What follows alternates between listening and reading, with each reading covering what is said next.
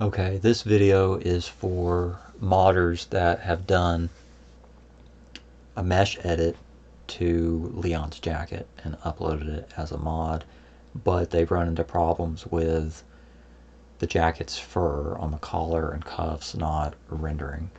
So part of the release of Lili's Festival Jacket mod is that there's a prefab file edit that I've done, which I believe will work for each jacket mod that is out there in the modding community.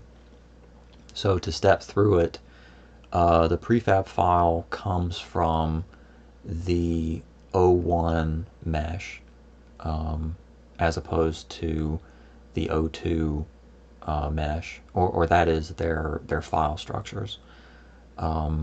I've been calling the O1 mesh the in-game file for Leon's jacket, and the O2 mesh is the cutscene jacket that only shows up in very specific scenes. So if we look at the prefab file, what I've done is in the hex editor using the RSZ template, anywhere that there's a mention of the O1 mesh and files that need to be called by this prefab file, I've changed it from the O1 files to the O2 files. So these are all the files that are called in-game, and most of them you see are still O1 files, but the main two that I've changed is the mesh file and the MDF file, which I believe is the material definition file. These are found in the similar file directory, but just in the O2 folder, and they're labeled CHA 002 underscore O2. This prefab file should not require any changes made to it, so it can be lifted right off of the Nexus mod page as a download. But the MDF files are another story, and what I've found is that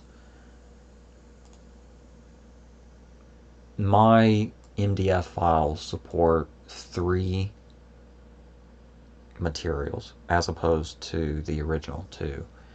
And what I've done is I've taken the original O2 material definition file from the game's extracted file structure, and that needs to be run through the material definition manager, or rather the MDF manager. And once that's done, it may need to be overwritten again in the 010 editor. So from that point, once you have your modified O2 MDF file, a copy of that needs to replace the O1 MDF file and then be rewritten to the proper name. I've already had multiple crashes just forgetting to make the name change. So to recap, you need the prefab file, but you don't need to modify it. So just grab this file, drop it in the same file directory in your mod, starting with app system under the main chainsaw folder. Then you need to create your own modification of the O2 MDF file. Make a copy of it and rename that copy to the O1 MDF file. In all instances, for you to be able to get the jacket fur rendering both in-game and the model viewer, the O1 MDF file must be a copy of the O2 MDF file. And from that point, you can add your matching mesh file and textures to match your new MDF file. Hopefully that gets everybody off on the correct footing to start making changes to their mods and update them so we can all have jacket fur restored in game.